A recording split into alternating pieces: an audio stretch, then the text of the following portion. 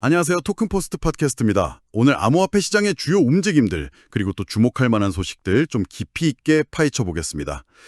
특히 기관 투자자들의 이더리움을 향한 시선이 예사롭지 않고요. 또 스테이블 코인 관련해서도 흥미로운 전망들이 많이 나오고 있는데요. 이 부분들 좀 중심으로 자세히 살펴보겠습니다. 자, 먼저 8월 28일 오후 4시 기준 주요 암호화폐 시세부터 확인해 볼까요? 시장은 전반적으로 뚜렷한 방향성은 없는 것 같아요. 혼조세입니다. 비트코인 BTC는 전일 대비 한 1.96% 상승해서 11만 3,223달러 선에서 움직이고 있고요. 반면에 이더리움, ETH는 약간 약보합이네요. 0.10% 소폭 하락해서 4,583달러 선 기록하고 있고요.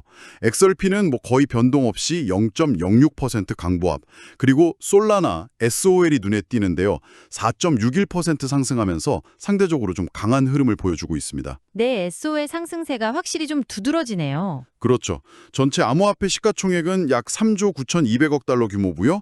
지난 24시간 거래량은 약 1,719억 달러로 어제보다는 조금 줄어든 모습입니다. 여기서 좀 주목할 만한 게 비트코인 시장 점유율인데요. 57.57%로 소폭 올랐어요. 근데 반대로 이더리움 점유율은 14.13%로 약간 내려갔습니다. 이게 그냥 일시적인 건지 아니면 자금이 정말 비트코인 쪽으로 좀 쏠리는 건지 이건 좀 지켜봐야 할 것 같습니다. 네, 그 흐름을 좀 주시할 필요가 있겠네요. 자, 그럼 가장 뜨거운 소식 바로 본론으로 들어가 보죠.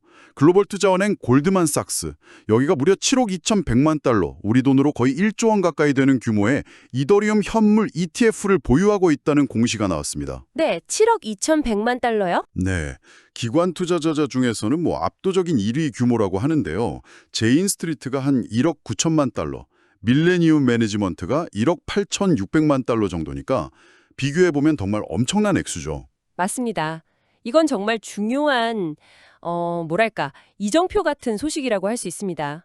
골드만삭스 같은 월스트리트 대표 주자가 이 정도 규모로 이더리움 현물 ETF를 샀다는 건 몇 가지 중요한 의미가 있죠. 첫째는 당연히 이더리움이라는 자산 자체에 대한 강력한 신뢰, 그리고 잠재력을 인정한다는 거고요. 네. 둘째는 기관 투자자들의 관심이 이제 단순히 시장 대장주인 비트코인에만 있는 게 아니라 주요 알트코인, 특히 플랫폼 코인의 대표격인 이더리움으로 본격적으로 확장되고 있다. 이런 명확한 증거라고 볼 수 있습니다. 그러니까 단순히 비트코인 다음 차례 이런 느낌이 아니라 본격적인 관심의 확장이다. 그렇죠. 암호화폐 시장 전체가 그만큼 성숙해지고 있다는 신호로도 볼 수 있고요. 근데 더 흥미로운 분석이 있더라고요. 그 블룸버그 애널리스트 분석을 보니까 ETH, ETF를 가장 많이 보유한 그룹이 우리가 흔히 생각하는 그런 헤지펀드가 아니라는 거예요. 그 얘기 저도 봤습니다. 네, 오히려 투자자문사, 인베스트먼트 어드바이저라고 하죠. 이 그룹이 총 13억 5천만 달러치를 보유해서 최대 그룹이고 이게 지난 분기보다 무려 68%나 늘어난 수치래요. 헤지펀드는 2위고요. 이건 뭘 의미할까요? 네, 바로 그 점이 사실 핵심입니다. 헤지펀드는 보통 단기적인 가격 변동성을 이용한 트레이딩 전략을 많이 쓰잖아요. 그렇죠. 근데 투자자문사들이 더 큰 비중을 차지하고 있다. 특히 그 보유량이 급증했다는 건 좀 다른 시각을 보여주는 거죠. 투자자문사들은 보통 고객들의 장기적인 자산 배분 전략을 설계하고 관리하는 역할을 하니까요.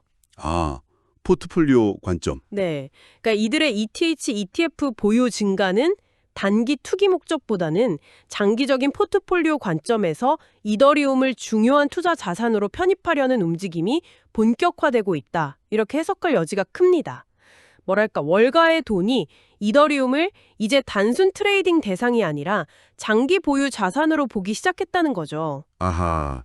그래서 그 베넥 CEO가 이더리움을 월가의 토큰, 월스트리트 토큰이라고 불렀던 것도 좀 비슷한 맥락에서 이해할 수 있겠네요. 정확합니다. 그런 발언이 그냥 나오는 게 아니라 바로 이런 기관들의 실제 움직임이 배경에 있는 겁니다. 그렇군요. 물론 기관 자금 유입이 항상 긍정적인 면만 있는 건 아닙니다. 일각에서는 기관들이 너무 많이 들어오면 오히려 시장 변동성을 키우거나 또 가격 결정에 너무 큰 영향을 미쳐서 그 암호화폐 본연의 탈중앙화 가치를 좀 희석시킬 수 있다. 이런 우려도 당연히 있습니다. 네, 그런 걱정도 일리가 있죠. 하지만 좀 더 길게 보면요.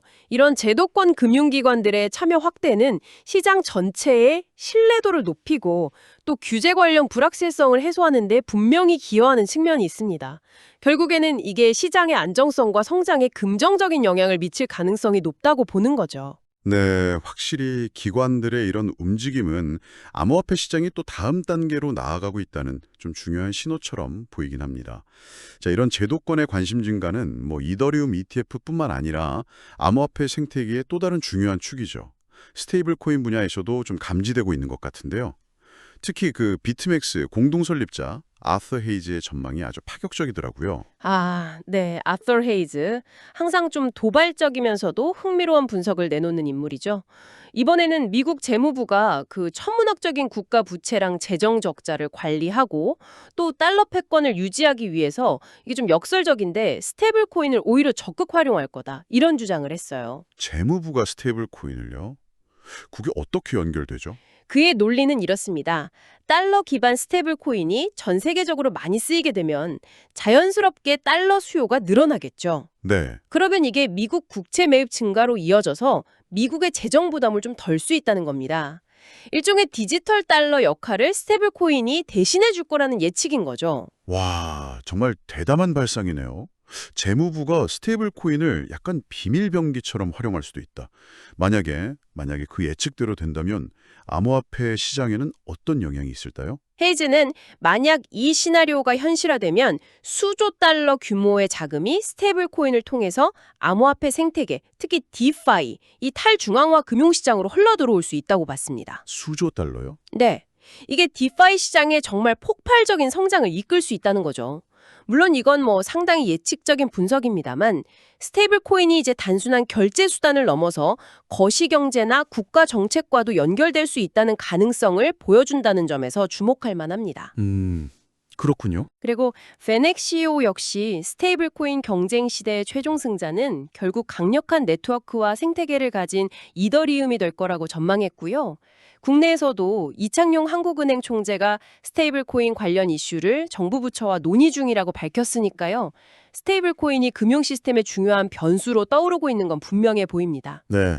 아소에이즈는 여기서 한 발 더 나아가서 이런 스테이블 코인 실사용 확대에 힘입어서 특정 프로젝트 토큰 가격이 엄청나게 오를 거다. 이런 구체적인 예측까지 내놨죠. 맞습니다. 구체적으로 2개 프로젝트를 딱 언급했는데요. 첫 번째는 유동성 리스테이킹 플랫폼인 있어.fi입니다. 있어.fi. 네, 있어.fi가 자체 예금을 기반으로 하는 신용카드 있어.fi 캐시 이걸 출시했는데 만약 이 카드가 글로벌 상용화에 성공하면 그 예금 기반 수익 모델을 통해서 ETHFI 토큰 가격이 현재보다 최대 34배까지 오를 잠재력이 있다. 이렇게 분석했고요. 34배요. 와. 네. 그리고 두 번째는 이티나의 스테이블코인 USDE입니다. 이 스테이블코인은 좀 독특한데요. 파생상품 시장의 가격 차이를 이용해서 수익을 내는 소위 델타 중립 차익거래 전략을 기반으로 합니다. ET나 USD? 네. 이걸로 안정적인 수익률을 제공하면서 빠르게 시장 점유율을 높이고 있는데 헤이스는 이 USD가 스테이블코인 시장 점유율 25%를 달성하면 ENA 토큰 가격은 최대 51배까지 상승할 수 있다. 이렇게 예측했습니다. 와, 34배, 51배. 정말 엄청난 예측이네요. 물론 투자 판단은 각자 하시는 거고 이런 예측은 그냥 참고 자료일 뿐이겠지만요. 당연하죠. 근데 그의 분석 근거를 들어보면 결국 스테이블 코인이 얼마나 실제로 사용되고 금융 시스템에 통합되느냐 이게 핵심 가치 동력이 될 거다. 이런 점을 강조하는 것 같아요. 맞습니다. 그의 예측 숫자 자체보다는 그가 주목하는 실사용 사례, 그리고 지속 가능한 수익 모델, 이런 게 중요하다는 점을 시사하는 거죠. 단순히 기술이 좋거나 커뮤니티가 크다는 것뿐만 아니라 현실 세계의 문제를 해결하고 실제 현금 흐름을 만들어낼 수 있는 프로젝트가 장기적으로 가치를 인정받을 거라는 메시지로 읽을 수 있습니다. 특히 금융 인프라가 좀 부족한 신흥국에서 스테이블 코인 채택이 늘어날 가능성을 높게 본 점도 좀 인상적이네요. 네, 그 부분도 중요한 포인트입니다. 네. 자, 그런데 이런 긍정적인 전망이나 기술 발전 이면에는 또 다른 현실도 있습니다. 한때 메타버스 열풍의 중심에 있었죠. 더 샌드박스. 여기서 대규모 구조조정을 단행했다는 소식이 좀 안타깝게 들리는데요. 어떤 내용인가요? 네, 더 샌드박스를 운영하는 애니모카 브랜즈의 자회사가요. 전체 인력의 약 50%를 줄인다고 발표했습니다. 절반이나요? 50%나요? 네, 그리고 공동 창업자인 아서 마드리드하고 세바스티안 보르제, 이 두 사람이 경영 일선에서 물러나고 투자 부문 임원이었던 로비 영이라는 사람이 신임 CEO로 온다고 합니다. 아, 창업자들이 물러나는군요. 네, 이건 뭐 시장 환경 변화에 대응하고 또 조직 효율성을 높이기 위한 아주 대대적인 개편으로 보입니다. 메타버스 시장이 초기에 너무 과도한 기대를 받았었는데 이제 좀 현실적인 성장 국면으로 접어들면서 수익성이나 지속 가능성 이런 데 초점을 맞추려는 움직임으로 해석할 수 있겠습니다. 한때 정말 뜨거웠던 분야인데 시장이 생각보다 빠르게 재편되고 있다는 느낌이 드네요. 이런 구조조정이 더 샌드박스나 메타버스 산업 전반에는 어떤 영향을 줄까요? 단기적으로는 당연히 좀 충격이 있을 수 있습니다. 하지만 길게 보면 꼭 나쁜 것만은 아닐 수도 있어요. 뭐랄까 거품이 좀 꺼지고 내실 다지는 과정일 수도 있으니까요. 네. 이번 구조조정을 통해서 더 샌드박스가 좀 더 효율적인 조직 구조를 갖추고 또 변해하는 시장 요구에 맞는 새로운 전략을 잘 추진한다면 오히려 제도약의 발판을 마련할 수도 있겠죠. 다만 메타버스 시장 자체가 아직 대중화되기에는 기술적으로나 컨텐츠적으로 좀 한계가 있는 것도 사실이라서요. 의미 있는 성과를 내기까지는 시간이 좀 더 필요할 것 같습니다. 네, 지켜봐야겠군요. 자, 시장의 빛과 그림자라고 할까요? 이런 시장 재편 움직임 속에서 또 밈코인 광풍의 어두운 단면을 보여주는 사례도 나왔습니다. 미국 유명 래퍼죠. 카니에 웨스트가 출시했던 솔라나 기반 밈코인 YJ 이야기인데요. 이거 투자자 대부분이 큰 손실을 봤다고요? 아, 네. 그 소식 저도 봤는데 좀 심각하더라고요. 블록체인 분석 플랫폼 버블맵스 분석에 따르면요. YG 밈코인 투자자의 약 74%가 손실을 입었고요. 그 총 손실액이 무려 7,480만 달러, 우리 돈으로 1,000억 원이 넘는 걸로 추산됩니다. 1,000억 원이요? 와. 네, 이 코인이 출시 직후에 가격이 막 70% 가까이 폭락했는데 분석 결과를 보니까 출시 초기에 내부자들이 대량으로 매도해서 가격 하락을 주도했을 가능성, 그러니까 시세 조작 의혹까지 제기되고 있는 상황입니다. 아, 유명인 이름값만 믿고 투자했다가 정말 큰 피해를 본 전형적인 사례네요. 밈코인이라는 게 원래 변동성도 극심하고 뭐 특별한 기술적 가치나 사용 사례 없이 그냥 커뮤니티 관심이나 유행 따라서 가격이 오르내리는 경우가 많지 않습니까? 맞습니다. 밈코인 투자는 본질적으로 정말 매우 높은 위험을 가지고 있어요. 특히 유명인이 관여된 경우는 그 사람 인지도를 이용해서 단기적으로 가격을 막 끌어올린 다음에 내부자들이 물량을 던져버리는 방식으로 부당 이익을 챙기는 사례가 정말 비일비재합니다. 네. 이번 YJ 코인 사례는 밈코인 투자가 얼마나 투기적이고 위험할 수 있는지, 그리고 투자하기 전에 정말 프로젝트의 실체나 배경을 철저히 검증하는 게 얼마나 중요한지를 다시 한번 좀 생각하게 만드는 것 같습니다. 정말 묻지마 투자는 잘때 금물입니다. 네, 정말 유의해야겠습니다. 자, 이번에는 기술적인 측면에서의 발전 소식도 좀 살펴보죠. 솔라나 커뮤니티에서 블록 확정 시간, 그러니까 블록 파이널티라고 하죠. 이걸 획기적으로 단축하려는 개선안 특표가 진행 중이라고 하는데요. 이게 어떤 의미가 있는 건가요? 네, 현재 솔라나 네트워크의 평균 블록 확정 시간이 약 12.8초 정도 됩니다. 이게 뭐냐면 거래가 네트워크에서 최종적으로 딱 확인되고 더 이상 되돌릴 수 없게 되는데 걸리는 시간인데요. 네네. 이번에 제안된 개선안 SMDID-65라고 하는데 이게 통과되면 이 시간을 150밀리초, 그러니까 0.15초 수준으로 엄청나게 단축하는 것을 목표로 합니다. 12.8초에서 0.15초요. 와, 이건 정말 엄청난 개선인데요? 거의 뭐 실시간처럼 느껴지겠어요. 그렇죠. 투표는 아직 진행 중인데 현재까지 참여자 대부분이 찬성하고 있다고 하니까 통과될 가능성이 높아 보입니다. 만약 이 개선안이 통과되고 성공적으로 구현된다면 어떤 변화를 기대할 수 있을까요? 블록 확정 시간이 이렇게 짧아지면요. 네트워크의 처리 속도랑 효율성이 정말 크게 향상됩니다.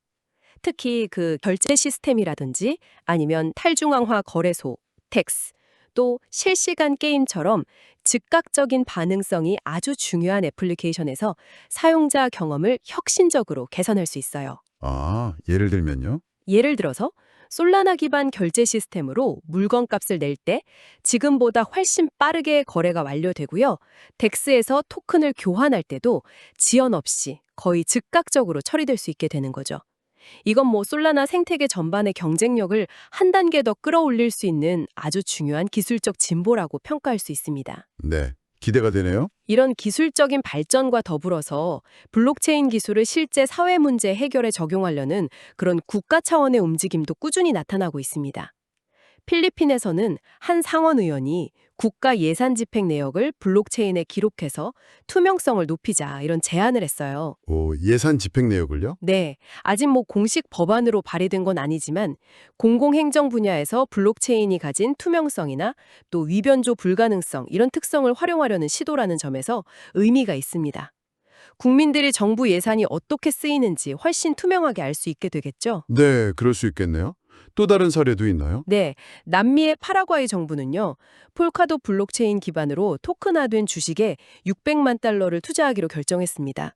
이 투자금은 수도 아순시온에 조성될 이노베이션 밸리라는 프로젝트에 사용될 예정이라고 하는데요. 토큰화된 주식에 정부가 투자한다. 이것도 흥미롭네요.